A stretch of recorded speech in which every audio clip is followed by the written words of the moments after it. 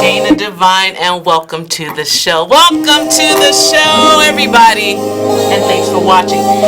The Metropolitan Chicago Breast Cancer Task Force will be sponsoring this next half hour. Now, we are smack dab in the middle of Breast Cancer Awareness Month, hence my sparkles and symbols. But for some of us, every day is October.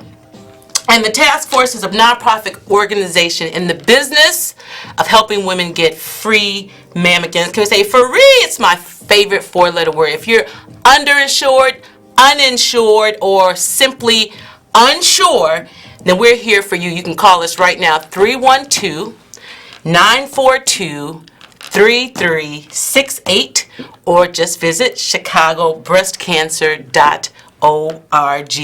We are waiting for you. This show is dedicated to raising awareness. Now, everybody talks about it really in October, and I'm really happy about that. But this struggle is real, and I have been out on behalf of the Metropolitan Chicago Breast Cancer Task Force at many events already this month, and I am so pleased that these young women are really paying attention, and they are opting out for treatments that are probably very aggressive, but we are saving our lives, and that's what I'm hearing. Testimonies, young girls, 30, 33, being diagnosed with breast cancer. That's what I've been hearing the last few days. So the struggle is real. And at the Metropolitan Chicago Breast Cancer Task Force, we offer navigation services that help women.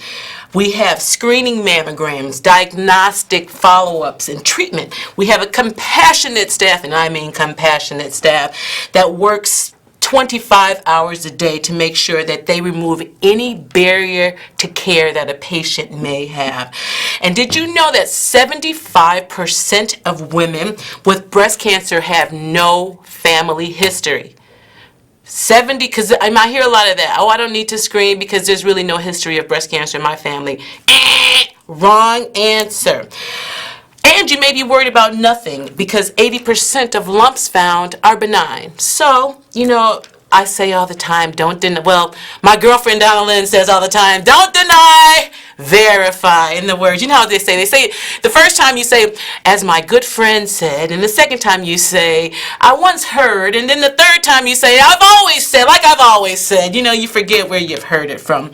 But today is your lucky day. If you need us, we're here for you. Schedule your appointment. If you don't have insurance, don't worry. Just call us 312-942-3368 or visit chicagobreastcancer.org. We are skilled, we're professional, and we are waiting to help you. We don't report to anybody. We have a Latina navigation team. Si hablo español. We will help you. That's all we're here. We're here to keep women alive.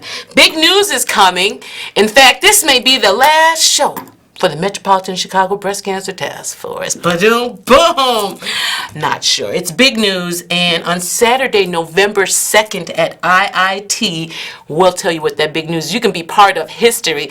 Set your calendars. If you want to know what I'm talking about, you need to show up November 2nd. You have 4 hours to make it, noon to 4 at IIT, 3241 South Federal. And I tell you what's going on. Well, it is the best fall family fun you may have for free, that favorite word of mine, for your entire family. We have, it's called Hope in Action. It's our annual community event. And we're just trying to move from awareness to action. We've been talking about breast cancer for a while, but we have to do something about it. So on the screen, you'll see a little flyer. You can challenge yourself at our free fitness expo. And if you've ever wondered how line dancing got started, well, we are having a line dancing showcase extravaganza. It is a journey on just how line dancing got started, and it's amazing. We'll have the innovators, the originators of your favorite line dances in the house, free, and you can dance along with them. Can you say, hey, hey, free food, live entertainment. I could go on and on. Haircuts if you need one, raffles, prizes, all for free. So make sure you come on out November 2nd I'm done with my commercial. 3241 South Federal. It's Hope in Action, and we want to see you in the house. There's no reason for you not to show up. And if you need a mammogram, we can sign you up for one when you show up, all right? All right. I want to thank you once again for tuning in on this Tuesday evening. It's a little cold outside. Whoa, it drops fast in Chicago. If you're coming to Chicago, make sure you bring a jacket. It is Breast Health Awareness Month. Have you had your screening? I had my screening. I had my physical yesterday. I had my mammogram last week. I used my birthday month, which is actually September, but at the end, to do all of my screenings, and I am on task this year. I'm really happy about this. Ladies, remember the key to surviving breast cancer is early detection. And there are 3 methods of early detection. 1 being breast aware, knowing your body and what is normal for you. We talked about this a lot. Know what is normal for you. Know what is normal for you. Know your body. Number 2, visit your primary care physician and get your annual clinical breast examination. And if you're under 40, ladies, there's nothing wrong with showing up to the doctor and asking him to give you a breast exam every time you go to the doctor, which should be once a year. And if you don't know how to do it, ask him every year to show you how to do it. And every year, if you're not sure, ask every year again. There's nothing wrong with that. Number 3, get your annual screening mammogram. Women over 40, yes, you have to do it. A rule of thumb, like I said, use your birth month to schedule all of your routine appointments, your annual physical, your annual pap smear, and if you're over 40, your annual mammogram. And if you're under 40, you have to just have your annual examinations, be breast aware, and definitely know your family history. It's 2019. No more excuses. Don't deny, verify. All right, so men, it's time to address this issue with men. And you can all say now, men get breast cancer too. I just applaud Matthew Knowles. I'm sure by now you've heard Beyonce's dad was diagnosed back in the summer and already has had 1 breast removed. So brothers, do not sleep on breast cancer symptoms and know your family history. If you see a lot of breast cancer in your family, pay attention. More attention. We're a call-in show. If you want to join the conversation, well, then you can always call in 312-738-1060. We're waiting for you. Now, the moment you've all been waiting for. Every week, every month, I promise to bring you a shero, a survivor, somebody who knows what it means to fight for her life or his life. We've had some male guests on this show as well. And I believe that the most important testimony is it is the one that touches the ears that hear it. So we know that these testimonies are real and are making an impact on women everywhere. So today, and I love that every guest has a completely different perspective, a different testimony, a different purpose, but they deliver one crystal clear message, which is that early detection saves lives 99% of the time. Don't deny, verify. Okay, today, ladies and gentlemen, I would like to introduce you to an old friend of mine and still a good friend of mine, Coach Kym Reynolds, a 7-year stage 3 breast cancer survivor. Woo! Come on out to the show, Kim. Hey, Sister Kim, Coach Kym. Yeah, looking good. Thank you. So, Coach Kym, how you doing? I'm doing good. How are you? I'm doing. You look very well. Thank you. Yes, and you look great on camera. Oh, thank look you. At those arms, Kim. Yes. So, Kim, 7 years. 7 years. I say just look at those ladies out there and tell them your story. Well, I went to my doctor every year since the age of 40 and got a mammogram. July 19th, 2012, I went in. As normal, had my usual exam, and my doctor said, we have a problem. Which you should never say to a patient, we have a problem. But I've been with her for 20 years, so she knows me. Right. So I went in, and I had to do the biopsy, and they found I was at stage 1. And this was July 25th when she told me I had breast cancer.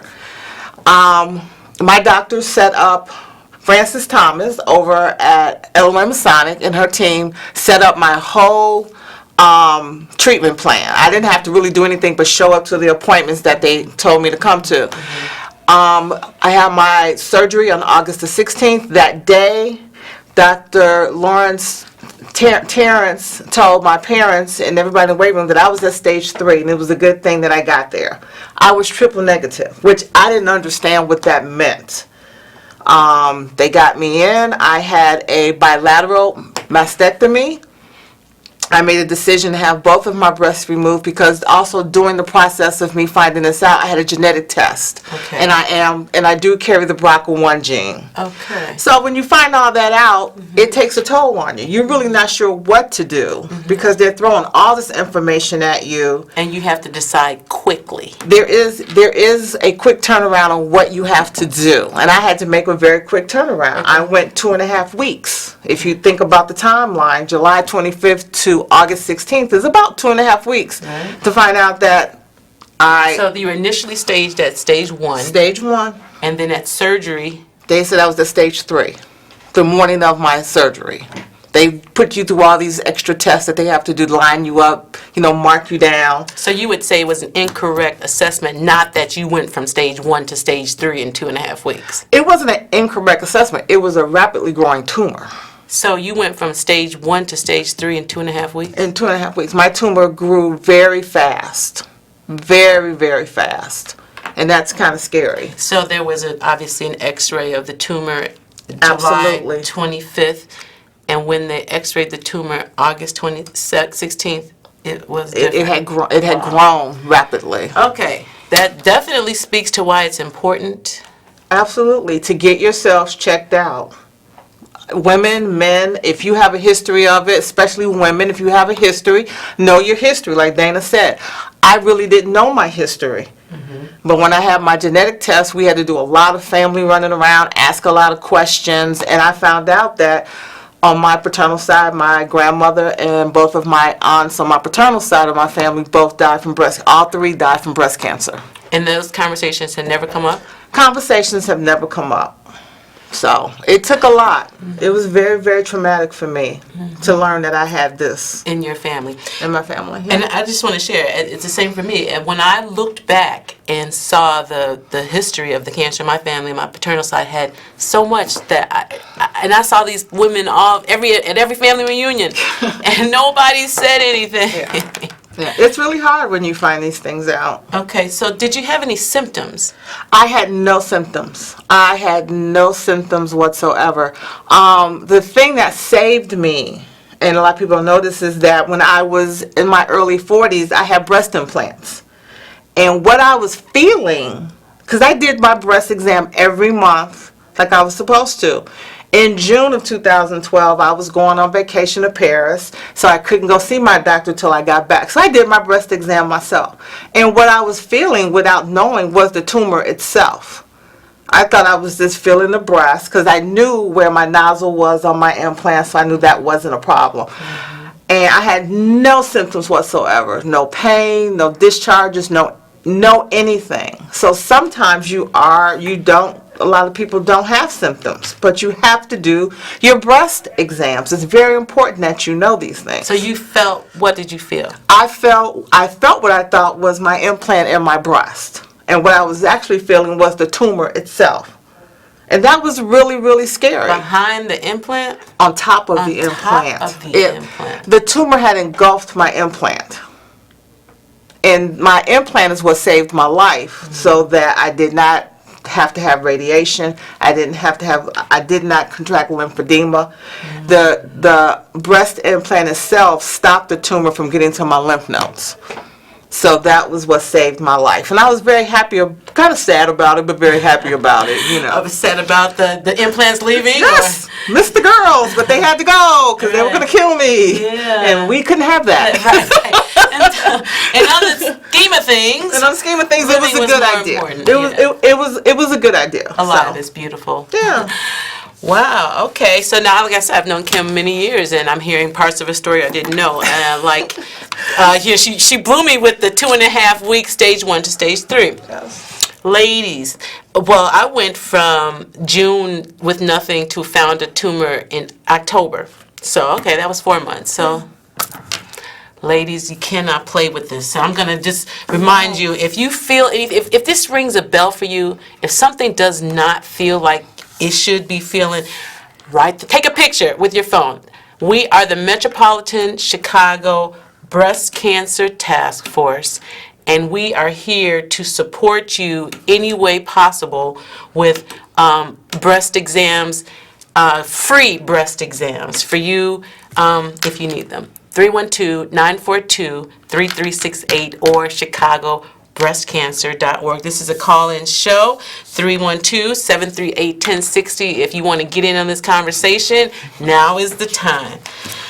So, for you, the option of mastectomy versus a lumpectomy, was it an option for you? It was an option, but once we did the genetic testing and found out that it would come back like 60%, I had to make a decision, and I made that decision very rationally, and I said, you know what?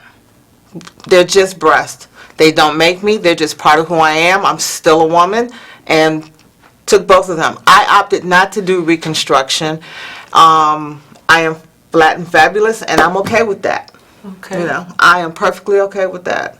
And why did you opt for no reconstruction? Just because I did not want to go through the physical changes and pain, and just the whole thing did not appeal to me personally.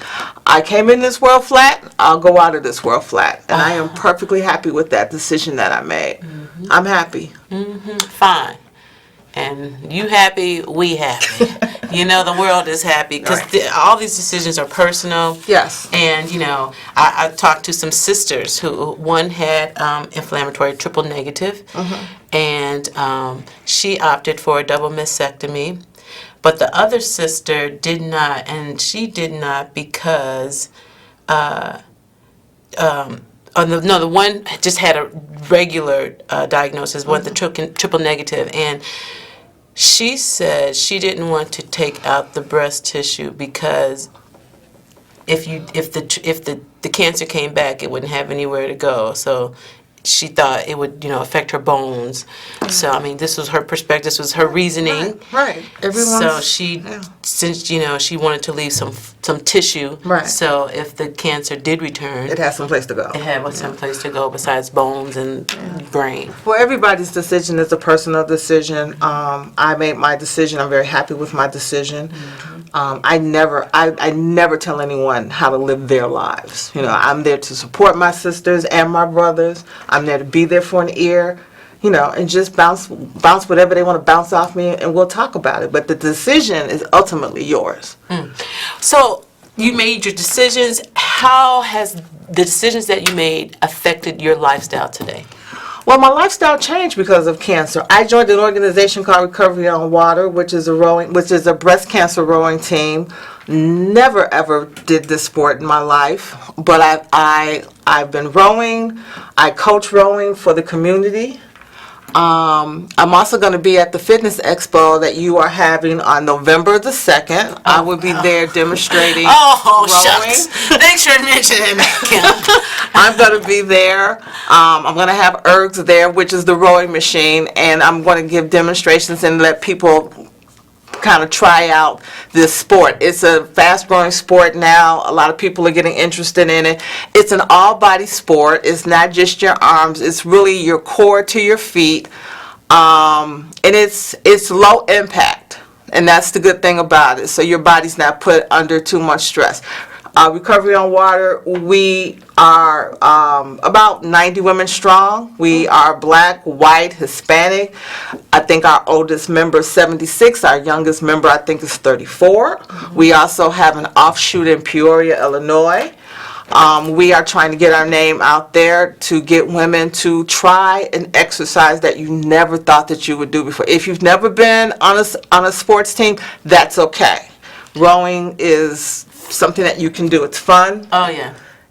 And we're not the conventional breast cancer support group. We don't sit around and talk about cancer. The thing about us is that you have a group of women who you can share, bounce off, and have a shared experience with, that you can feel like a family. We are a family. And so rowing became a part of your life after your diagnosis. Had you done any rowing prior to breast cancer? I used that machine, but not in the process not in the way that it should have been used. At Bally's, or at the right. I used it because I used to be a power lifter, so I used it a little differently than what I use it for now. So besides the exercise and row, what else did you change in your lifestyle? I changed the way I eat. I changed the way I make sure I get 8 hours of sleep every day. I drink tons of water. I cut out soda. I don't eat a lot of red meat. I eat a lot of fish, a lot of vegetables. And I just exercise more now. I get it in more. Right. During your chemotherapy, were you still exercising? During my chemotherapy, I was really just walking. I took a cocktail of AC and Taxol, and it really, really knocked me off my feet.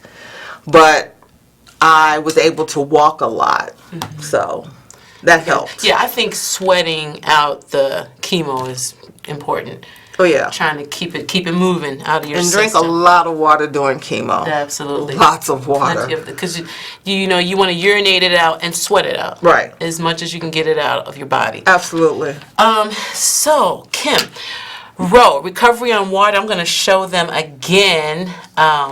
Just where we're going to be on November 2nd. It's our annual community event, Hope in Action, at IIT 3241 Federal from noon until 4.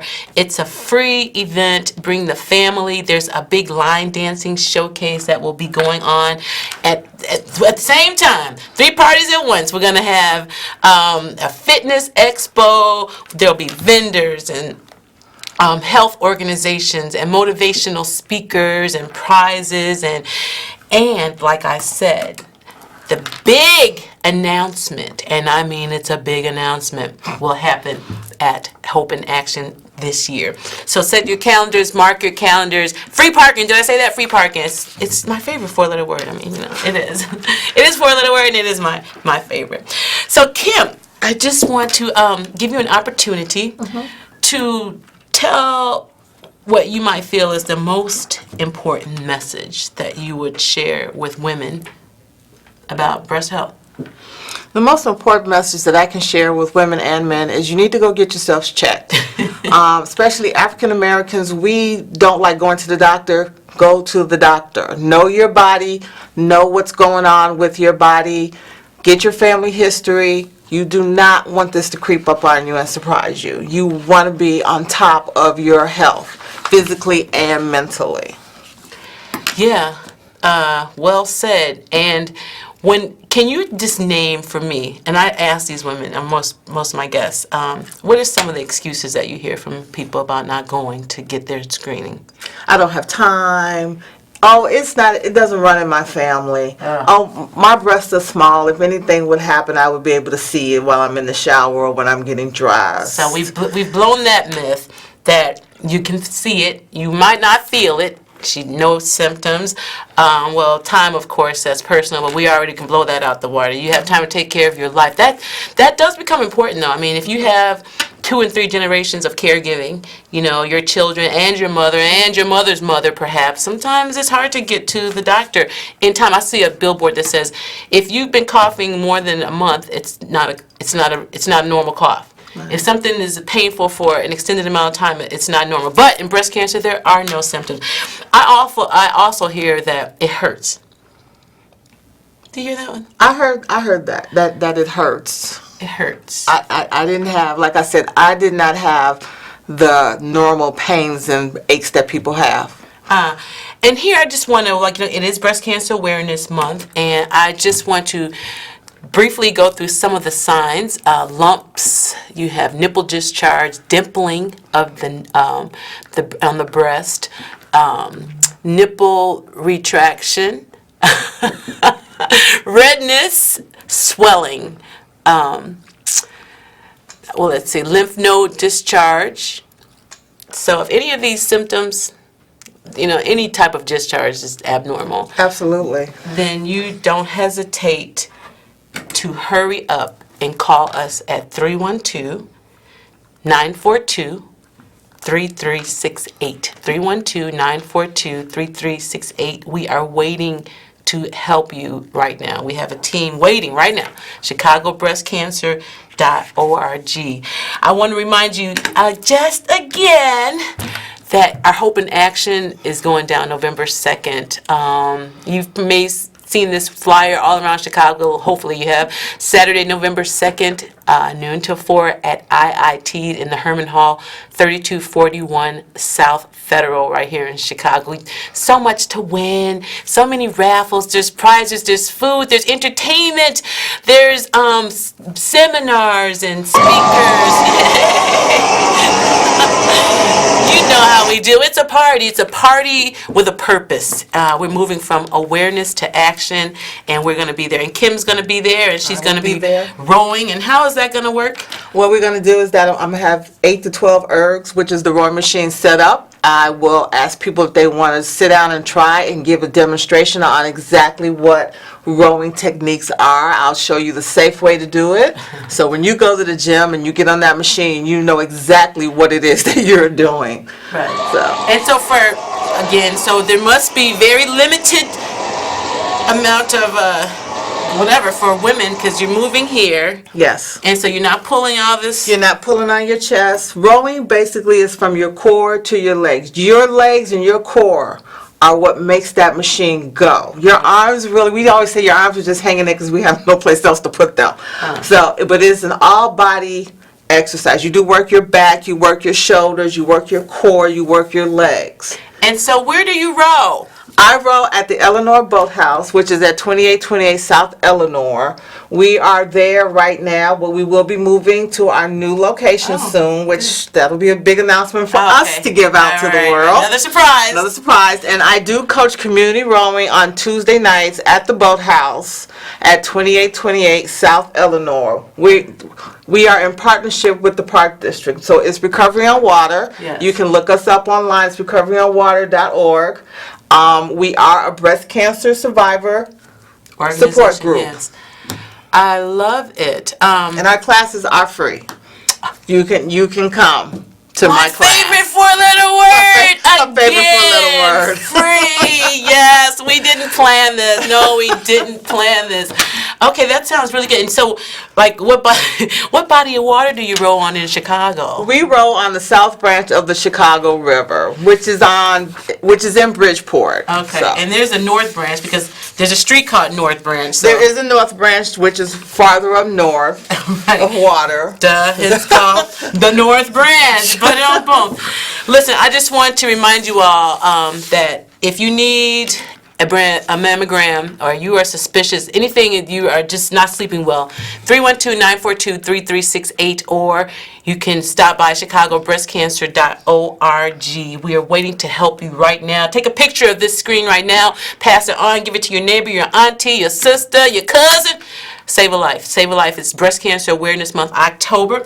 I want to thank our CAN TV family and the Metropolitan Chicago Breast Cancer Task Force, and make sure you show up November 2nd. My producer Donna Lynn Schaefer, Grammy Award winner Maurice Joshua for the soundtrack, Coach Kym for stopping by, and of course you. Thank you for paying attention and spreading the word. Share if you're watching us on social media. Share this video. And for you, come back next month. We'll be back with more breast health information, and I'll be here the next third Tuesday of the month at 5 o'clock.